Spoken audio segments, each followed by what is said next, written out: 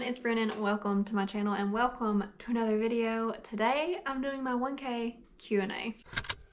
I posted a story on Instagram asking if anyone had any questions, just random questions. They can be bookish, they cannot be bookish. And I got a few questions, so I'm gonna answer those. And also thank you so much from the bottom of my heart for 1,000 subscribers. I know that's like small for some people, but I just think that that is so exciting. It's very exciting to me. I don't really know what my expectations were when I started a YouTube channel.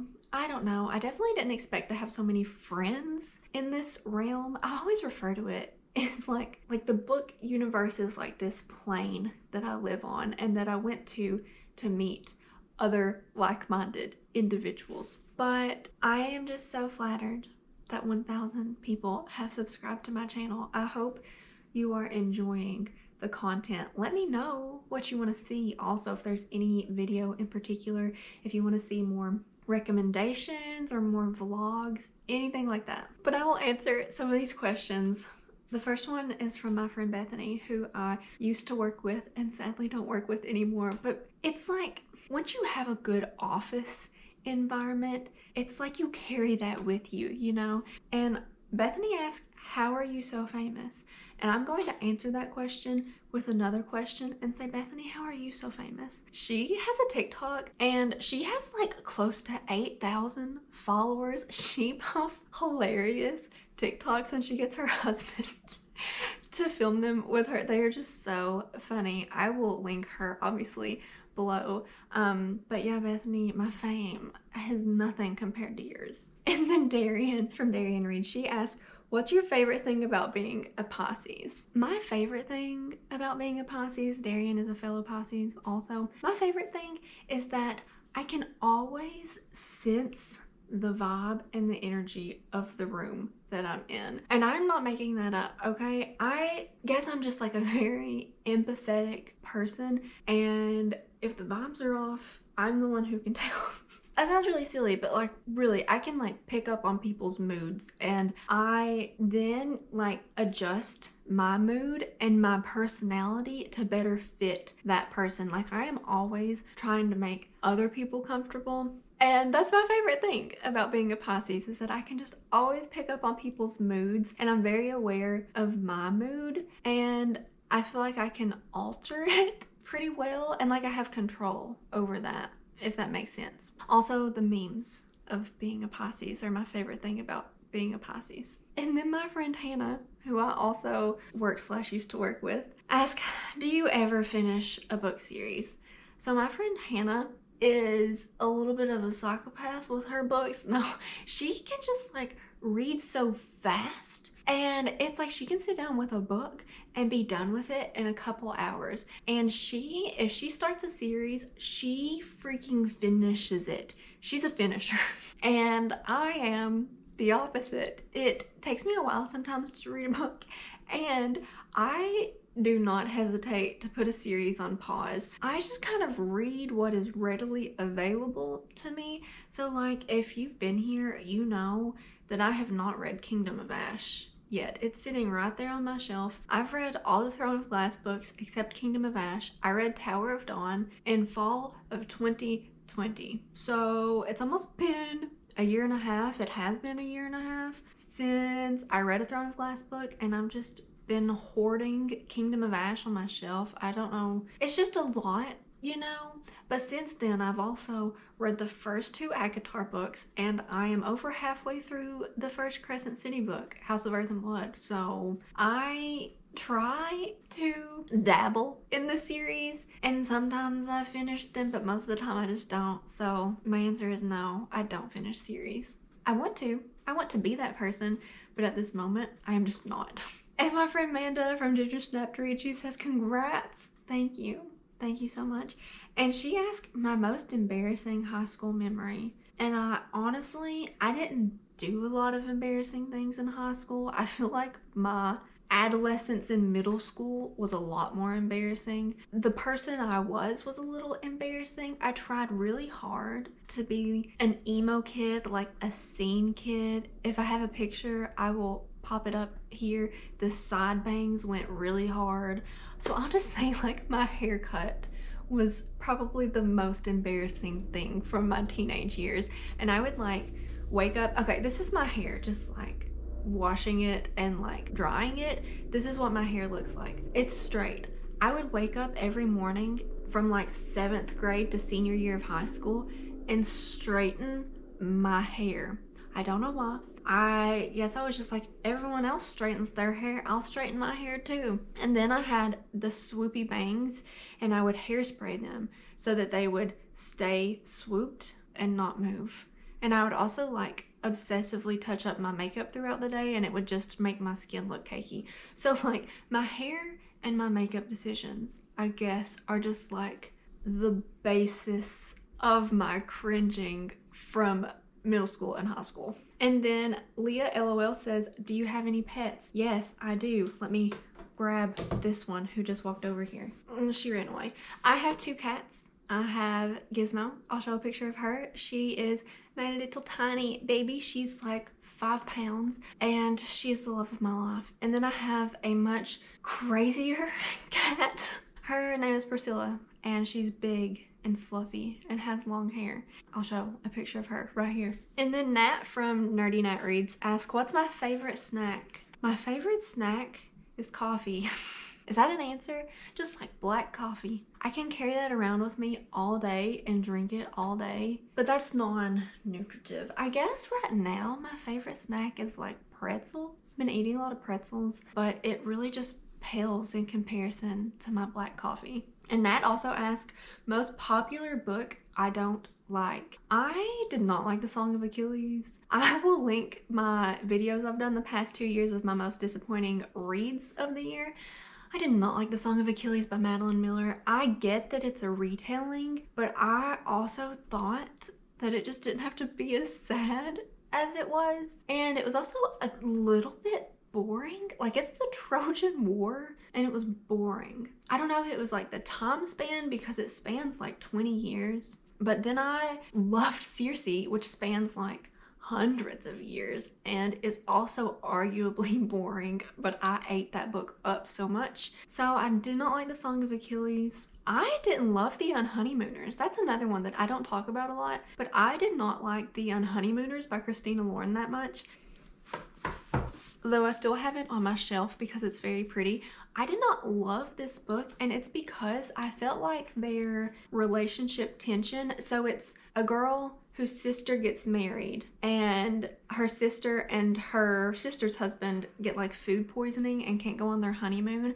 So our heroine has to go on the honeymoon with her new brother-in-law. And they have always had like a tension to them because our heroine thinks that the hero thought she was fat.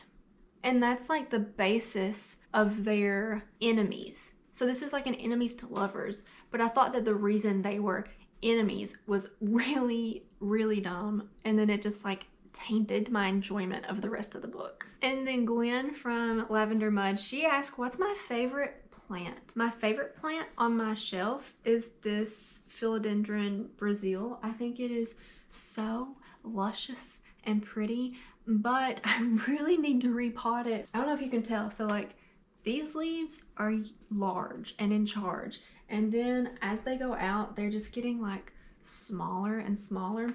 Was because this plant is super root bound in this pot. I picked it up the other day and the roots are like bursting through the bottom of the plastic like nursery pot I have it in. So I really need to trim it up and propagate some vines and then put it in a bigger pot because it needs it. But then also like the most rewarding plant I have is this huge Pilea. It is so large. I got it when it was just a tiny little baby in like a 2-inch pot. And I have repotted this like twice, and you can see it's getting some like nice fresh little babies around it. But that one's been a lot of fun because I just have like little tiny baby Pileas all around because it produces. I have a lot of plants, but I haven't bought a plant in years. Like I haven't bought a plant in probably 2 years. I have just maintained. I've kept them alive and it's very rewarding. And then Nicole Lee from Bonbon Reads says, what is your favorite video you've posted? My favorite videos, I don't know if like fellow YouTubers feel like this, but sometimes your language, like your talking is just on a roll in some videos. Like you were just giving good reviews or you were just having like some hot takes and it just like rolls off your tongue, you know, and you just get a good flow going. And I think this is like really random, but my January wrap up from last year, I don't know, I thought I had good jokes. I just thought that was a good video. But the most fun video, I had a lot of fun doing the vlog where I read a lot of Amanda's favorite indie romances. Even though I like didn't like 2 of them, I still had a lot of fun doing that one. My hauls are always fun videos, even though my dad told me that those are his least favorite videos of mine to watch because I don't know anything about the books that I'm talking about. I was like, just expose me, Dad. And then I really like vlogs. I really would like to start doing more just like weekly or weekend vlogs. Olivia from Olivia Reads a Latte, I love her weekly vlogs. Like they're somehow just so aesthetic. And I want to do more stuff like that because that's what I like to watch, so that's what I want to film. And then Jess from Books Past Bedtime says, congrats. Thank you. Thank you so much. She says, my all-time top 5 book boyfriends / girlfriends. I should have prepared for that. So Vasya from Catherine Arden's Winter Night trilogy, I think she is just like the most fiercely independent and I'm going to say naive but capable because it is such a coming of age. I mean, the story starts when she is a child and then when she becomes like a teenager, she's finding her own way. This is Russian historic fantasy. And I think Vasya and her character growth and the relationships that she builds are just admirable. So there's one book girlfriend. I love Darius A. Crux from Zodiac Academy. He is so bad. He's so bad and I love it. So like Zodiac Academy is Kindle Unlimited fantasy romance. You have elemental abilities, but you also have like shape-shifting abilities and I love it. But Darius A. Crux from there, he's a bad boy. He's a dragon shifter and he has like fire powers. He's also really mean and moody. So I'm going to say Adam Carlson, Dr. Adam Carlson from The Love Hypothesis, because he is so smart. He's a smart man. He's a professor at Stanford, but also he's very protective, but without being overbearing. He's not an overbearing guy, but he stuck up for Olive when it came time for it. He let her do her own thing and like speak her own piece and like have her own success, but when the time came, he was ready to throw down for her, and I loved that about him. So that's 3. I'm looking at my bookshelf like I actually read the books that are on my bookshelf. Hear me out. This is not romance, but I'm going to say Kaladin from Brandon Sanderson's Stormlight Archive because he is such a strong sad boy. He like does what he has to do. He's like kind of got a little bit of a chosen one trope going on, but he doesn't want to really be the chosen one. And he has had a lot of trauma in his life, but he is dedicated to his friends, to his, I guess, country, you can kind of say, just like people in general. And I don't know, he doesn't have a love interest really, and there's like very low romance in that, but I freaking love Kaladin Stormblast from Brandon Sanderson's Stormlight Archive. And then I'm gonna pick a historical boy. I'm going to pick, is it Dugan from The Highwayman? What's the love interest in The Highwayman? Who is The Highwayman? I'm gonna say Dugan, but I actually think that is the friend who died. So it's like a childhood lovers to adulthood lovers. They were orphans in this orphanage together, and then they got separated, and then he had to go to jail because he was protecting our heroine. And then our heroine thinks that he died in jail, and she is actually pretending to be his widow in society, even though they never really got married. They had like a little fake childhood wedding, but she's pretending to be his widow so she can just like go about society like she wants. And she like has a job and stuff, and it's okay because she's a widow. But then he kidnaps her and says, all right, you have to marry me now, but it's to protect you.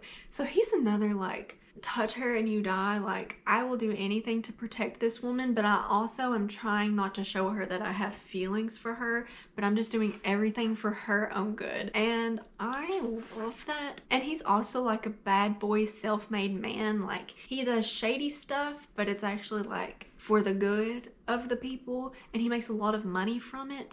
And what is his name? Like, I don't think it's Dugan, but I can't remember what it is. It starts with a D for sure. He goes by like Blackheart or something, Blackwell. I don't know.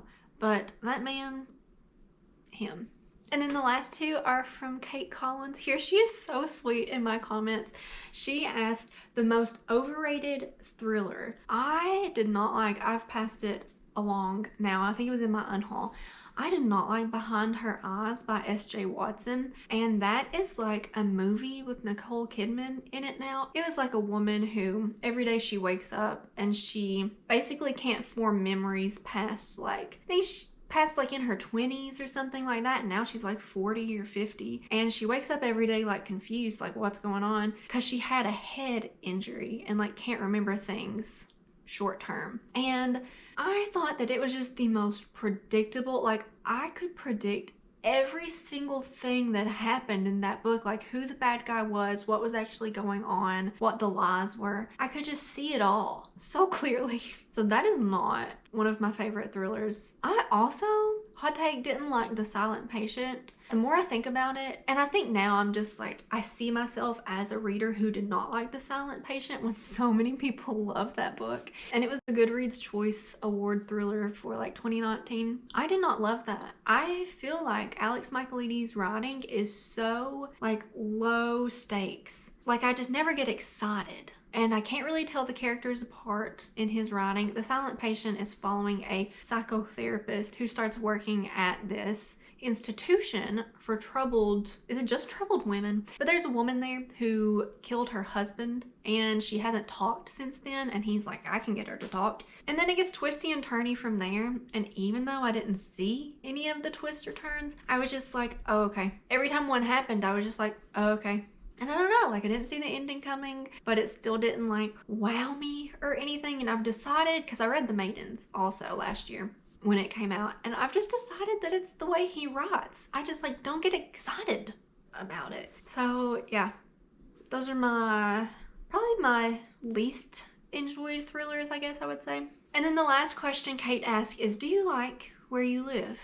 I do like where I live. I live in Kentucky. I live in central Kentucky right now, and I have since I started college. And I am originally from eastern Kentucky, which is where my beautiful accent is from. I grew up in the mountains. I really like Kentucky. I like that we have all 4 seasons. That's a big plus for me. We feel all 4 seasons. It can be like -10 in the winter, and it can be like 105 in the summer, and every day in between is just like a roll of the dice. But I feel like it's a good location. Like, I can drive an hour and go hiking, or I can drive like a reasonable time and make it to a beach. So I like it here. I also like, so I live in Lexington. It's a pretty good sized city for Kentucky standards, and I like where I live right now because I can walk to work, which is such a plus. In eastern Kentucky, you like can't walk anywhere. Like, I don't think sidewalks exist in eastern Kentucky. So that's something I like about the more urban areas of Kentucky. But yeah, I love my state. I love this city. And I don't see myself moving anywhere in the foreseeable future. I just got like a good job, so I don't want to leave it. But Nick is trying to go back to school. So he finishes pharmacy school in May, and he wants to go back to medical school, you know, as most sane people do. And the only way I see us moving is if he goes somewhere like really far away for school. But hopefully we can stick around here. But thank you all for watching. Thank you again for 1,000 subscribers. I can't believe it. Thanks for watching this video, even though I'm filming it at the worst possible time. This like mid-afternoon lighting into my bookshelf kitchen area is not my favorite. But thanks for sticking around. If you made it this far, comment down below your favorite celestial emoji, like the stars or the suns or the moons, things like that. Those are my favorite emojis. Give it a thumbs up if you enjoyed it. Subscribe if you haven't already, and I'll see you in my next one.